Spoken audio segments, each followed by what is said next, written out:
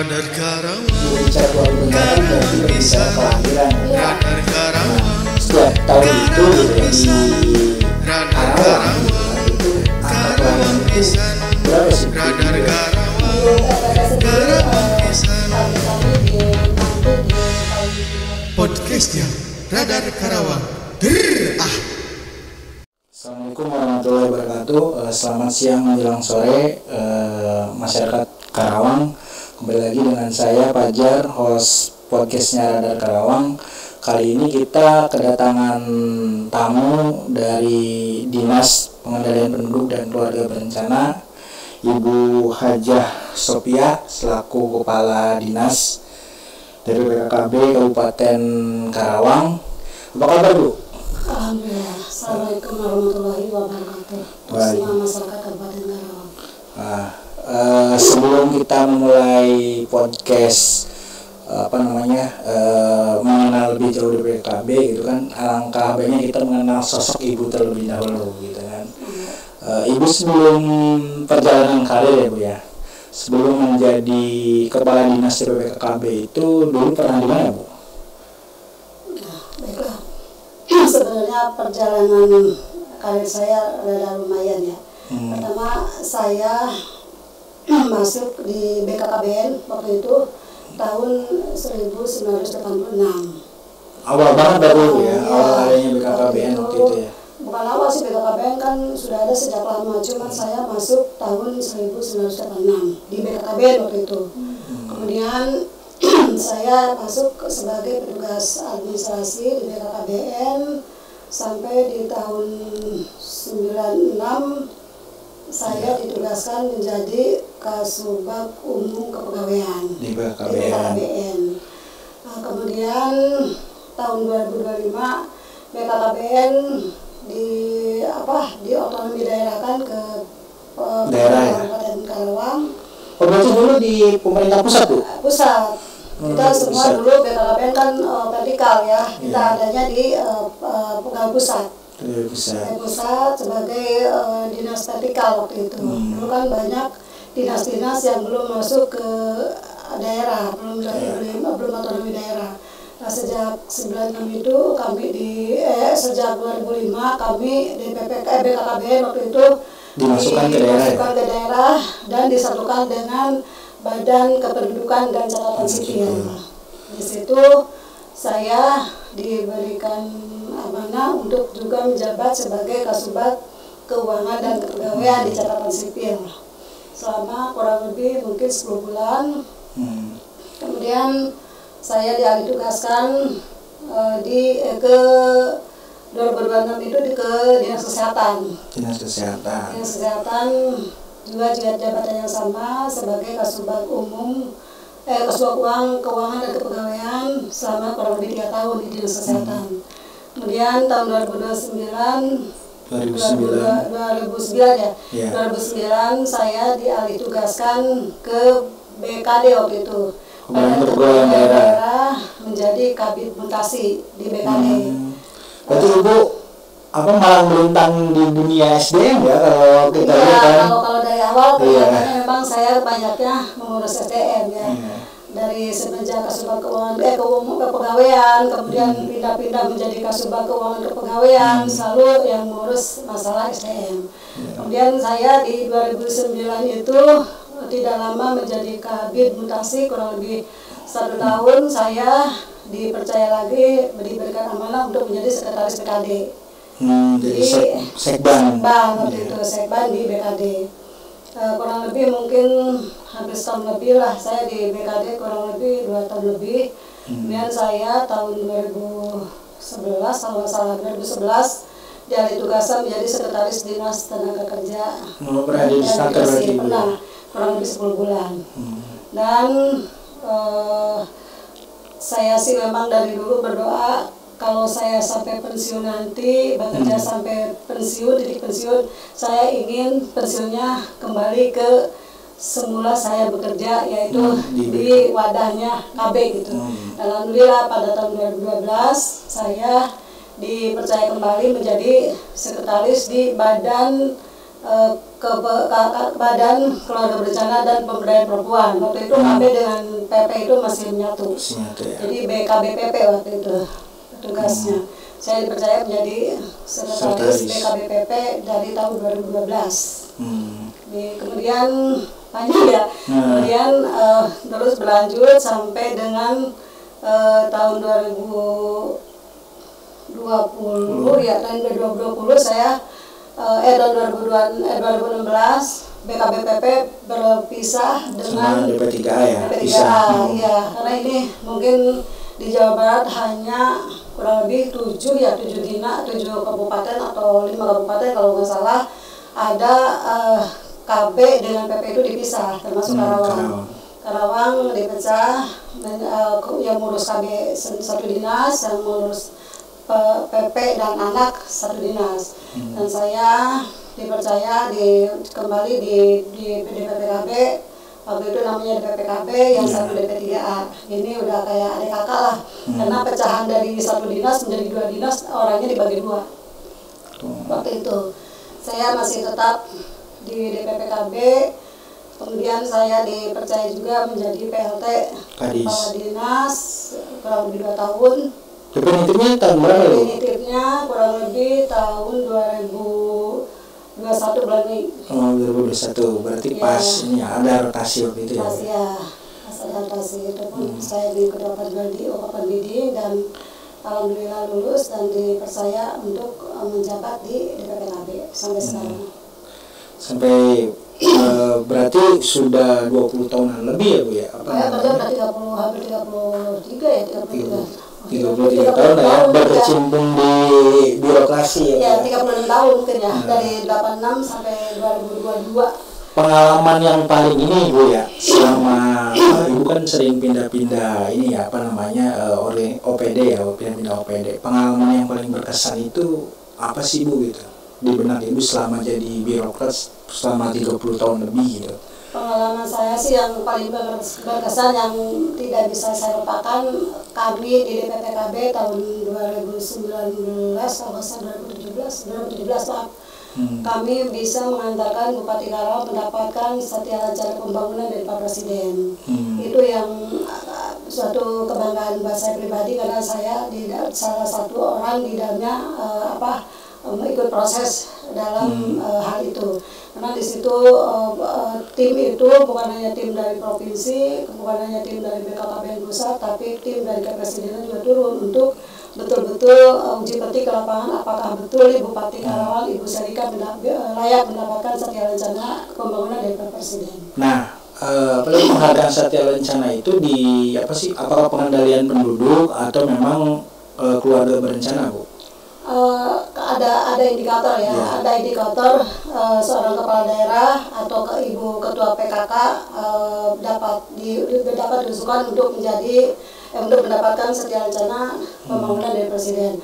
Salah satunya adalah sesuai dengan tagline DPKKBN, 2 anak lebih baik ya. Kita memang mengusulkan Ibu Bupati itu, Bu Syarika itu kan memang anaknya baru 1 gitu ya.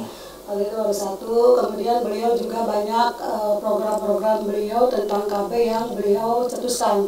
Kayak kampung KB gitu ya. Di antaranya kampung KB, yaitu menjadi ikonnya Pak Presiden karena beliau langsung yang meresmikan waktu itu di Cirebon. Di Karawang sendiri, Ibu Bupati dengan kebijakan beliau membuat edaran bahwa dengan 309 desa dan kelurahan, beliau mengharapkan semua desa ada kampung KB, karena kampung KB itu memang fungsinya sangat bermanfaat untuk masyarakat khususnya di kampung tersebut. Karena bukan hanya tentang KB, tapi juga tentang kesehatan dan lain sebagainya bisa dilaksanakan di kampung tersebut. Juga perhatian beliau tentang kurangnya petugas lapangan, karena selama ini setelah BKKBN dialih tugaskan ke daerah, di otonomi daerah kan banyak pegawai-pegawai BKKBN yang alih tugas ke OPD lain.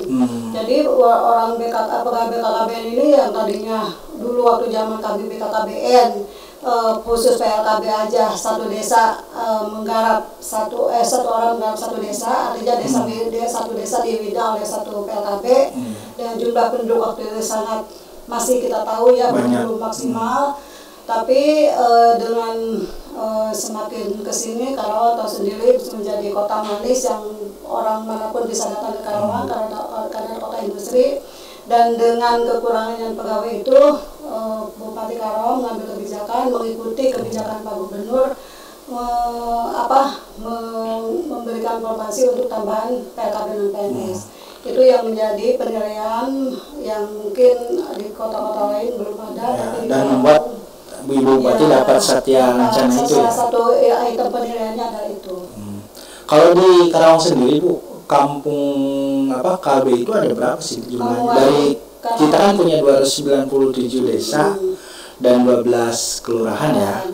Nah di Karawang sendiri ada berapa desa Bu yang sudah ada keluarga berencana? Dari 297 desa ya, karena kepala desa itu image-nya bahwa dengan dibentuknya Kampung KB haruslah dibentuk Balai Sawala ya untuk sekretariat Kampung KB. Bangun gedung lagi gitu ya. Itu kan harus memakan biaya dari mana, sedangkan kami dalam hal ini Bupati menginstruksikan harus ada Kampung KB, tapi pembiayaan untuk pembangunannya memang tidak ada tersedia di anggaran PPKB. Karena dari pusat pun untuk Kampung KB itu bisa berkoordinasi dengan kepala desa.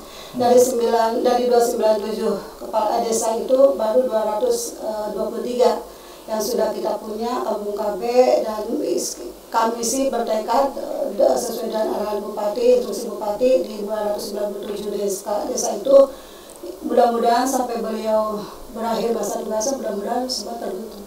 Berarti sudah ada 223 ya desa. Sudah saya udah hampir 80% lah ya. Sudah 80%. Mungkin ini juga kebanyakan saya yakin sih terbesar di Jawa Barat, karena kami sih memang karena ada instruksi Bupati harus satu desa satu kampung KB, kita betul-betul fokus, teman-teman di lapangan betul-betul fokus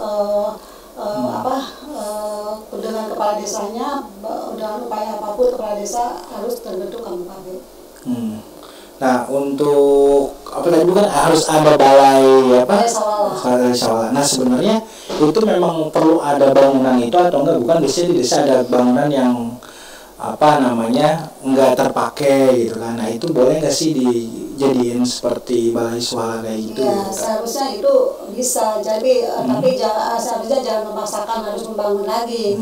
Yang ada aja berarti. Ada dimanfaatkan. Misalnya kan sekarang kantor-kantor kepala desa bagus-bagus lah ya. Mungkin ada satu ruang atau mungkin ada halaman belakang atau pinggirnya yang masih leluasa untuk digunakan, mungkin itu bisa digunakan untuk balai sawala Kampung KB. Karena memang di situ harus komplit, ada datanya, ada lain sebagainya. Kemudian untuk tempat loka karya mini, tempat briefingnya pengurus Kampung KB, tempat kumpulnya meetingnya teman-teman PKB, kemudian juga dengan dinas kesehatan dan lain sebagainya. Nah berbicara DPPKB kan selain keluarga berencana, pengendalian penduduk juga ya Bu ya.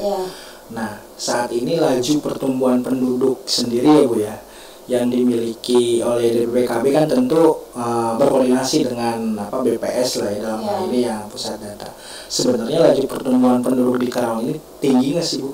Laju pertumbuhan penduduk secara alamiah ya, secara alamiah dengan program pemerintah yaitu program KB ini memang sudah sesuai, seharusnya sesuai dengan RPJMD-nya Bupati.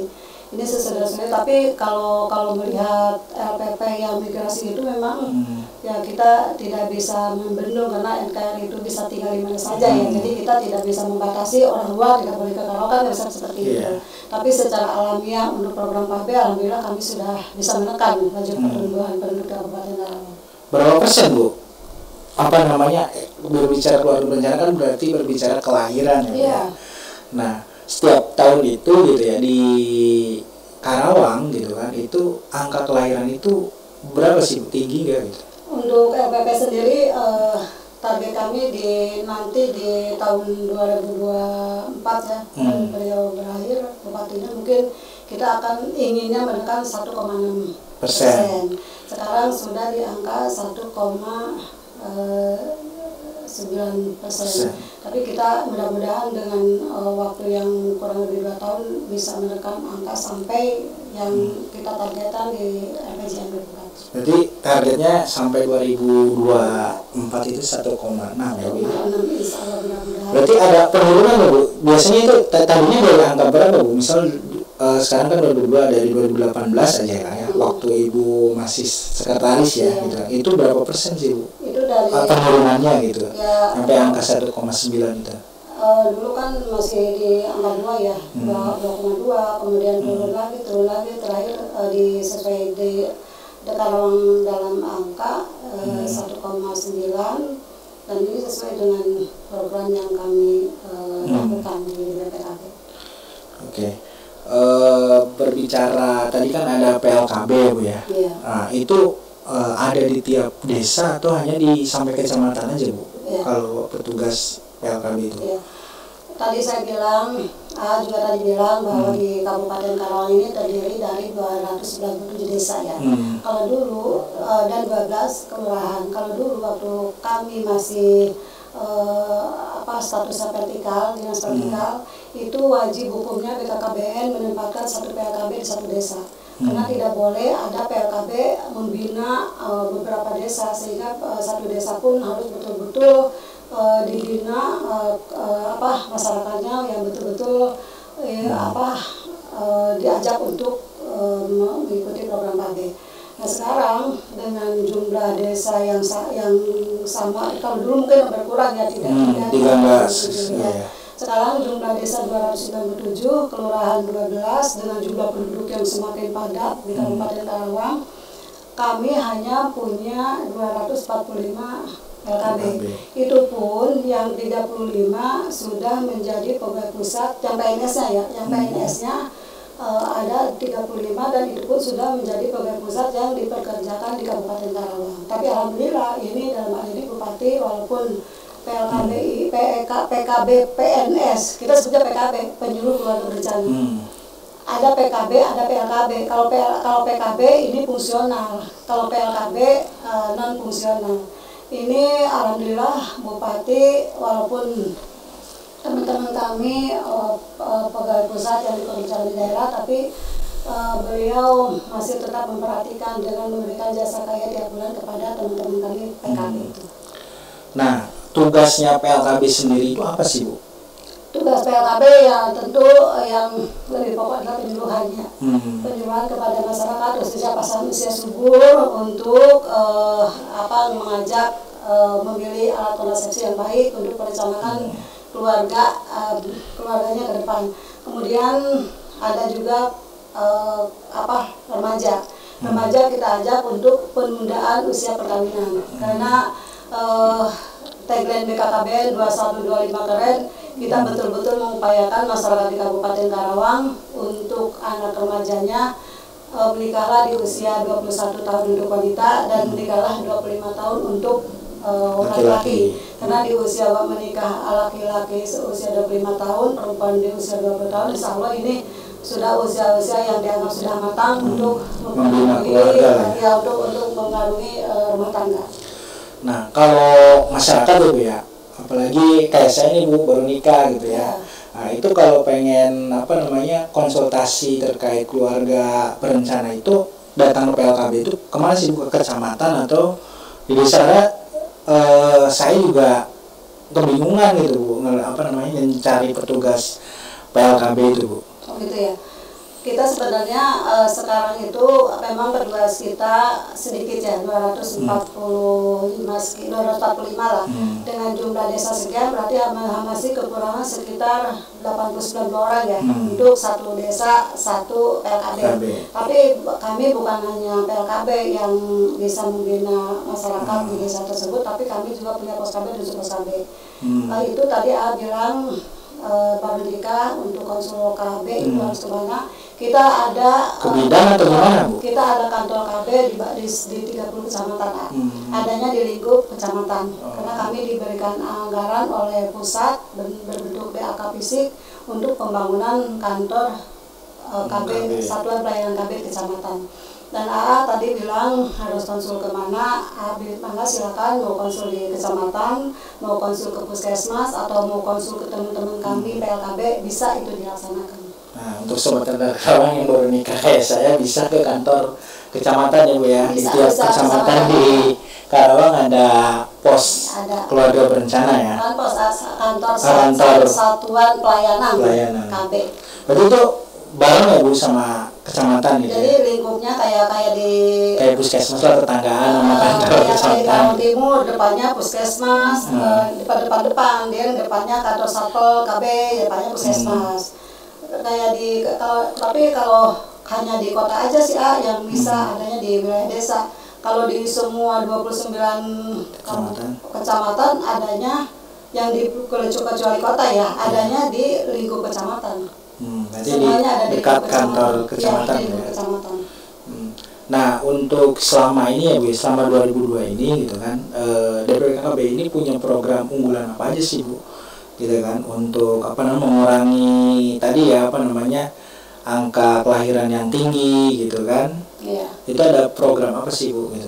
Ya, program KB kan memang dari dulu sampai sekarang sama ya, kita memberikan advokasi, penyuluhan, mengajak masyarakat baik itu secara individu maupun secara kelompok. Teman-teman PLKB itu pada saat misalnya ada pengajian mereka masuk, kemudian misalnya ada di posyandu mereka masuk. Jadi mengajak, apalagi misalnya ada remaja gitu, remaja yang kita lihat misalnya usianya sudah mendekati ke pernikahan, kita ajak konsultasi untuk bisa merencanakan punya anak.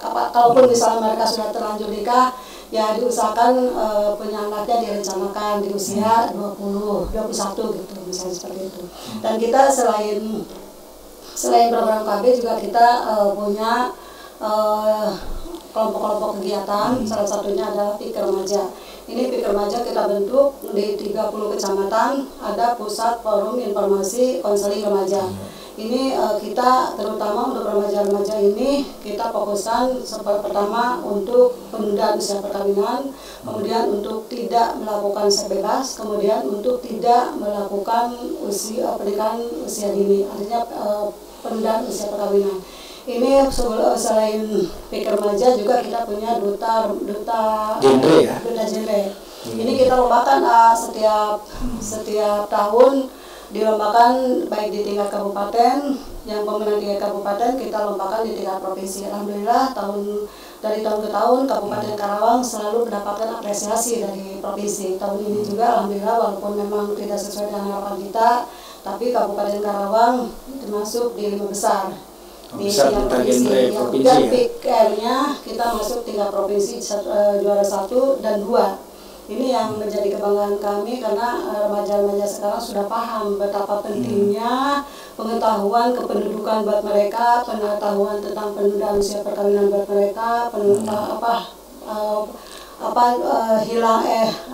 jauhkan seks bebas, kemudian jauhkan narkoba. Ini mereka sekarang sudah alhamdulillah digandeng dengan PIK Remaja di tingkat kecamatan dan duta-duta genre kami yang selalu keliling ke sekolah-sekolah. Alhamdulillah sekarang sudah pemahamannya sudah sangat menurut saya sih sudah bagus lah.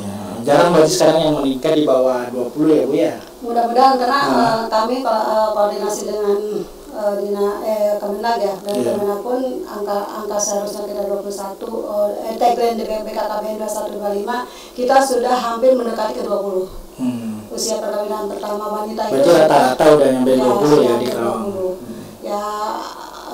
Dan laki-lakinya memang sudah hampir juga mencapai ke 25.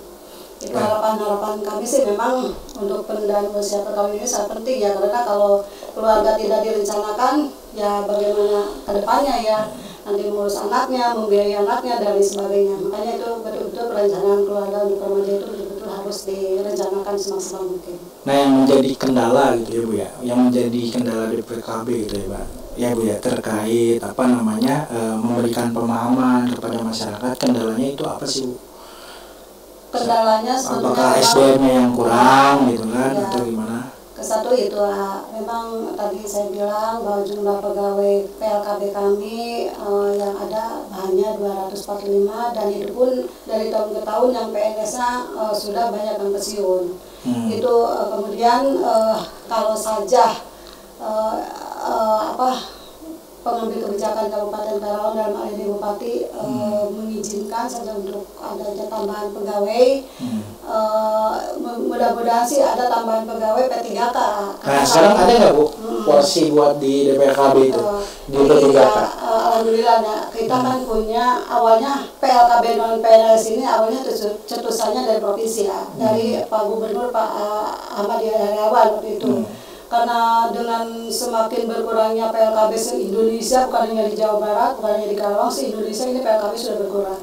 Akhirnya Pak Gubernur waktu itu mengambil kebijakan mengangkatlah PLK, waktu itu sebutannya TPD, Tenaga Penggerak Desa, dibiayai oleh APBD 1 hanya 500.000 per bulan. Itu di Karawang alhamdulillah dapat jatah 63, kemudian dengan adanya rekrutan TPD di Provinsi Jawa Barat, akhirnya kami menghadaplah ke waktu itu Pak Bupatinya Pak Ade Suara. Kami menghadap ke beliau bahwa provinsi saja sudah punya kebijakan menambah formasi PLKB, kenapa tidak Kabupaten Karawang untuk menambah juga PLKB mengikuti provinsi, karena PLKB PNS kami sudah semakin berkurang. Akhirnya beliau mempersilahkan kami untuk koordinasi dengan kepegawaian. Intinya pegawai sih pada dasarnya memang tidak menyetujui untuk tambahan pegawai, karena pada saat saya di BKD waktu itu tahun 2005 itu pegawai pemerintah daerah sudah tidak boleh lagi mengangkat tenaga honorer. Tapi kami waktu itu argumenkan bahwa ini bukan tenaga yang artinya ini tenaga ini di anggarannya dimasuk kegiatan. Kalau di contoh kayak di tenaga kebersihan, banyak yang non PNS ya, karena dibayarnya di kegiatan lainnya kami diizinkan. Hanya waktu itu sedikit-sedikit dari mulai diberikan 30, kemudian ditambah lagi 20 jadi 50, dan sekarang alhamdulillah kebijakan Bupati sekarang kami sudah punya tenaga non PNS 100 yang dibiayai oleh APBD 2, dan yang di provinsi pun karena tadinya dari tahun 2010 diberikan honor oleh provinsi, tiba-tiba ada ketentuan yang tidak membolehkan untuk dilanjutkan. Akhirnya provinsi menyerahkan semua ke daerah, yang 63 itu silakan dibiayai oleh daerah. Tapi alhamdulillah Karawang bupatinya sangat-sangat welcome. Anggarannya juga diberikan untuk yang provinsi, di pembiayaannya dialihkan ke Karawang, dan alhamdulillah di tahun 2022 kemarin semua yang provinsi dan kabupaten sudah berjumlah 163 orang, dan itu semuanya dibiayai oleh APBD 2. Nah, dari 163 orang itu kemarin tahun 2021 tahun 2021 teman kami ada yang mengikuti, karena database ini kami berulang-ulang diminta oleh BKKBN Pusat. Keberadaan PLKB se-Indonesia itu diminta oleh BKKBN Pusat untuk diinventarisir berapa sih pendidikan yang sesuai dengan fungsinya sebagai PLKB lah misalnya. Berapa sih harus, makanya waktu itu PLKB kami bolak-balik memberikan data, ijazah dan lain sebagainya untuk kami sampaikan ke pusat. Di pusat diinventarisir, kemudian dipilah mana yang boleh untuk ikut P3K, mana yang tidak boleh. Dan alhamdulillah pada saat itu kami dari 163 itu 77 orang ikut seleksi P3K. Alhamdulillah 16 orang lulus dan 41 melebihi passing grade. Nah, saya dapat info dari pusat yang melebihi passing grade di tahun 2021, insya Allah di tahun 2023 mungkin akan akan dimudahkan mungkin untuk seleksinya. Jadi ada mungkin ada nilai poin plus yang tahun lalu mereka sudah ikut tes tapi fasilitasnya melebihi, mungkin itu ada pertimbangan untuk lebih mudah diangkat P3K. Mudah-mudahan kami sih berdoa yang 41 ini di tahun 2023 ini lolos semua jadi P3K. Dan di Karawang pun BKPSDM tidak menutup kemungkinan untuk PLKB silakan ikut bersaing P3K yang ada farmasi di Kabupaten Karawang di berbagai dinas. Alhamdulillah, mudah-mudahan nanti mereka kalaupun nanti ikut di Kabupaten Karawang bisa saja mungkin lulus di dinas mana, yang penting mereka loloslah jadi P3K seperti itu. Oh berarti kalau kuota buat DPKB sendiri di P3K belum ada ya Bu ya? Kalau kami belum ada, yang kami kan mengacu tupoksinya ke BKKBN. Dan selama ini kami hanya diberikan informasi oleh BKKBN pusat, oleh BKKBN provinsi dan BKKBN pusat. Makanya nanti tahun kemarin yang saya tadi bilang teman-teman 70 sekian ikut tes seleksi itu mereka ikutnya formasi di BKKBN provinsi. Dan setelah lulus semestinya kan BKKBN provinsi menugaskan di wilayah provinsi Jawa Barat, bukan hanya di Karawang saja, tapi alhamdulillah kami membuat surat yang didatangkan oleh Bupati bahwa yang lulus P3K di BKKBN provinsi asal Karawang dimohon untuk ditempatkan di Karawang. Alhamdulillah itu goal A. Jadi di-ACC oleh provinsi dan mereka kembali sebagai P3K PLKB ditempatkan di Karawang. Tapi kabupaten lain banyak tidak seperti itu, misalnya ada di daerah ini akan kemana, karena kalau sudah lulus di provinsi kan itu kewenangan provinsi menempatkan di mana saja.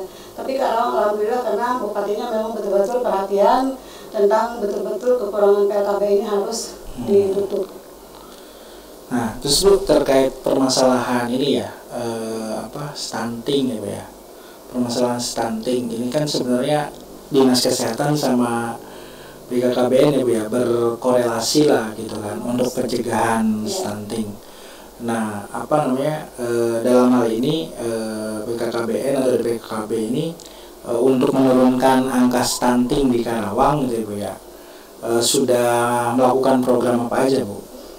Angka stunting di Karawang, alhamdulillah kami Kepala BKKBN Pusat dalam hal ini Pak Dr. Hasto ya, Kepala BKKBN Republik Indonesia, beliau dipercaya oleh Pak Presiden untuk menjadi koordinator penanganan stunting Indonesia. Dan otomatis karena tugas kami memang masih mengacu ke BKKBN Provinsi Pusat, otomatis kami di daerah harus mengikuti pelimpahan tugas dari Kepala BKKBN Republik Indonesia. Artinya kami semua di se-Indonesia, bukan hanya di Karawang, se-Indonesia stunting itu sekarang bukan hanya ditangani oleh Dinas Kesehatan, tapi kolaborasi kami dengan Dinas Kesehatan dan berbagai dinas. Karena stunting itu tidak mungkin selesai oleh satu dinas kesehatan, tidak mungkin selesai oleh satu dinas BPPKB, tapi semua dinas berkolaborasi untuk betul-betul penanganan stunting. Artinya beroperkan lah. Dan ini alhamdulillah di Karawang, Pak Ibu Bupati menunjuk Pak Wakil Bupati menjadi Ketua TPPS Kabupaten Karawang, Ketua Penanganan Stunting Kabupaten Karawang, dan menurut saya beliau betul-betul saya nilai sangat-sangat luar biasa menjadi Ketua TPPS. Kenapa? Begitu pusat pada Harganas tahun 2022 mencanangkan atau menunjuk Kasat menjadi Bapak Asuh Anak Stunting tingkat nasional, waktu itu kami menghadiri langsung via Zoom, dia hadir langsung Pak Dandim, hadir langsung Kepala BKKBN Provinsi Pusat, dan waktu itu kebetulan Karawang termasuk yang disapa. Karena waktu itu kegiatannya ada di Bali kalau nggak salah, ada di Jawa Timur kalau nggak salah. Di Karawang disapa dan Pak Dandim, Pak Kasat waktu itu ditunjuk menjadi Bapak Asuh Anak Stunting. Kemudian Pak Dandim disapa oleh Pak Kasat, Pak Dandim menyatakan kami siap untuk menjadi Ketua Bapak Asuh Anak Stunting Kabupaten Karawang. Dan alhamdulillah gerak cepatnya Pak Dandim, begitu Pak Kasat dikukuhkan, kemudian Pak Dandim secara otomatis kan menjadi Bapak Asuh Anak Stunting Kabupaten. Beliau langsung menggerakkan semua dinas yang terlibat untuk rapat pembahasan Bapak Asuh Anak Stunting. Dan ini satu-satunya Kabupaten Karawang yang pertama sekali mencanangkan Bapak Asuh Anak Stunting di Kabupaten Karawang. Itu di Karawang. Dan sudah diterbitkan dengan SK Bupati Bapak Asuh Anak Stunting itu kami semua dari mulai bupati, kepala dinas, kemudian camat, kemudian perusahaan-perusahaan ditunjuk menjadi bapak asuh anak stunting untuk kayak bupati 10 anak stunting. Terus wakil bupati sama kepala Sekda sama kami kepala-kepala OPD 5 asuh anak stunting. Dan ini sudah berjalan kurang lebih 6 bulan, uangnya disetorkan ke Basnas.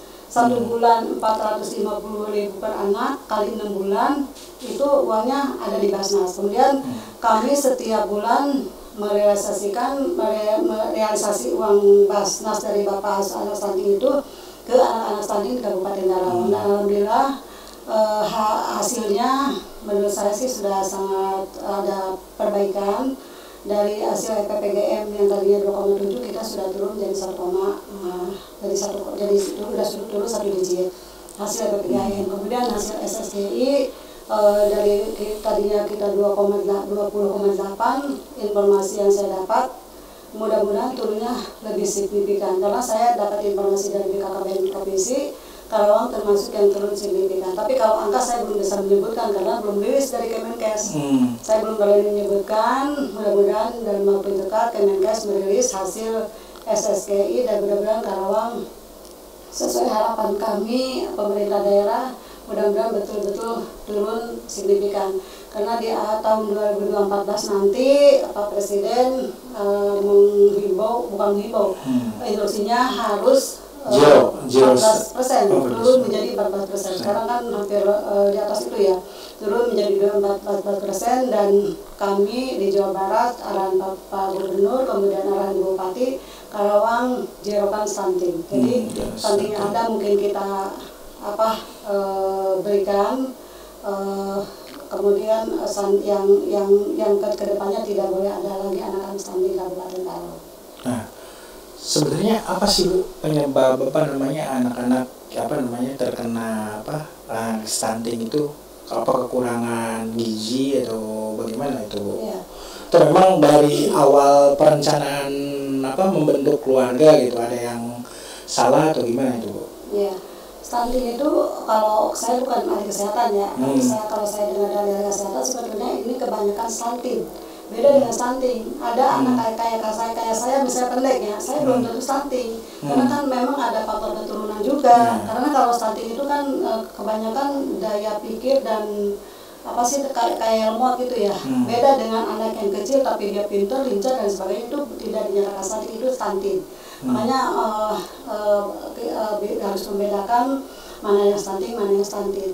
Stunting itu mungkin salah satunya adalah kekurangan gizi kronis ya, yang pada awalnya mungkin si ibu AA dulu nikah sama si tetehnya, apakah darahnya kekurangan darah atau tidak ya, anemia ya. Kalau misalnya AA anemia, si tetehnya anemia, itu salah satu faktor bisa melahirkan anak yang beresiko stunting.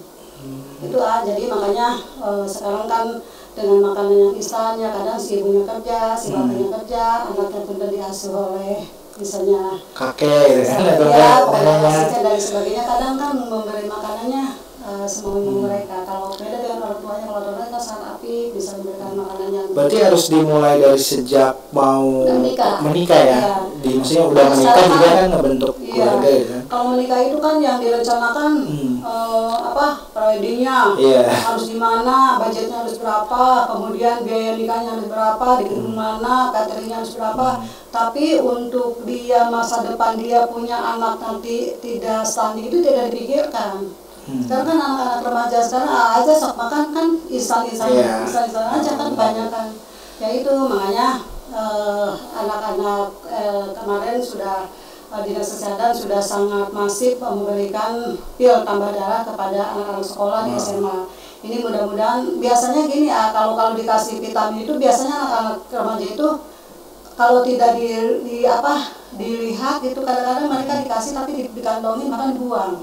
Padahal itu kalau mereka tahu akibat kedepannya itu betul-betul sangat bermanfaat. Minum pil tambah darah itu. Iya, itu makanya para remaja di Karawang khususnya yang mau menikah, cek dulu kesehatannya, cek dulu darahnya, apakah dia kurang darah atau tidak. Nanti kalau kurang darah ya itu salah satunya faktor akan bisa mempunyai anak yang beresiko stunting. Tapi kan sekarang kalau tiap menikah itu ada tes kesehatannya ya? Iya, sekarang kan ada. Jadi udah betul-betul kita di DPPKB ini tahun 2022 ini diberikan anggaran yang cukup besar untuk penanganan stunting. Salah satunya adalah kita bentuk tim pendamping keluarga sebanyak 5.400 sekian di Kabupaten Karawang. Jadi satu tim itu ada 3 orang. Ada bidan, ada PKK, ada KB. Di situ mereka kita punya sasaran ibu hamil. Ibu hamil kita, sasaran ibu hamil kita kalau target dari BKKB 42.200 itu yang mereka sasar untuk ibu hamil itu dari makanannya, dari apanya mereka kemudian dampingi lah gitu. Jangan sampai kekurangan gizi pada saat mengandung. Kemudian ada juga pendampingan untuk calon pengantin. Si calon pengantin itu kami dampingi oleh tim kami juga, tadi salah satunya adalah memeriksa kesehatan. Itu yang terus-terus kami lakukan, dan alhamdulillah dengan kerja yang sudah kami lakukan, kolaborasi dengan semua pihak, yang mudah-mudahan sesuai arahan Ibu Bupati kalau zero stunting di tahun depan dan seterusnya, mudah-mudahan bisa terwujud. Terakhir Ibu, itu kan apa sih harapan Ibu di tahun 2023 gitu ya, dan program apa yang nanti ke depan DPKB akan lakukan itu Bu, gitu, harapannya terhadap tadi kan mulai keluarga berencana, terus angka stunting gitu ya, apa sih harapan Ibu gitu kan untuk masyarakat gitu kan, karena kan tentunya program dinas itu tidak akan berjalan kalau masyarakatnya juga abai Bu, gitu kan. Ya, program kami seperti tahun-tahun sebelumnya mungkinnya untuk memberikan penyuluhan, mengadvokasi masyarakat, memberikan KIE kepada masyarakat, kemudian memberikan pemahaman kepada orang tua yang punya balita, memberikan pemahaman kepada orang tua yang punya remaja, memberikan pemahaman kepada keluarga yang punya lansia. Itu tetap kami laksanakan karena itu adalah tugas pokok kami. Kemudian kami juga mengajak warga masyarakat Karawang yang sudah punya anak lebih dari 2 atau 3, ayo sama-sama ikut program KB, karena kami punya andalan program KB yang MOW itu operasi untuk wanita itu MOW. Ini dari tahun ke tahun, alhamdulillah dari tahun 2021 kami ditargetkan oleh BKKBN provinsi itu hanya 250. Tahun ini kita alhamdulillah capaian kita hampir 413. Gratis Bu itu?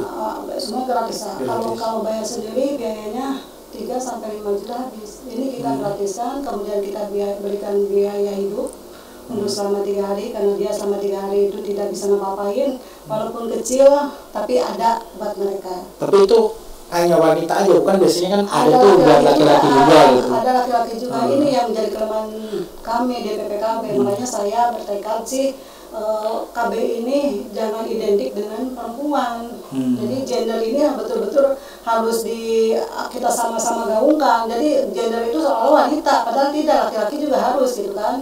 Ini KB ini memang permasalahan kami untuk MOP-nya. Untuk MOP-nya di tahun 2021 kami hanya mencapai 11 laki-laki dari berapa ribu laki-laki coba di Kabupaten Karawang, kami hanya punya capaian 11 laki-laki yang mau di MOP.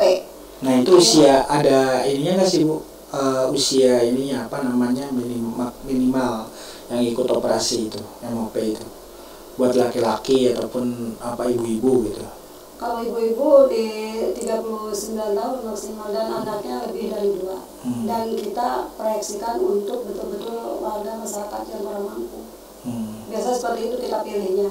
Jadi walaupun ada yang mau tapi mereka dianggap mampu, tapi kita betul-betul mencari orang yang betul-betul kurang mampu untuk yang ingin di MOW, yang ingin di MOP, itu sasaran kita yang utama. Untuk bapak-bapak gitu ya.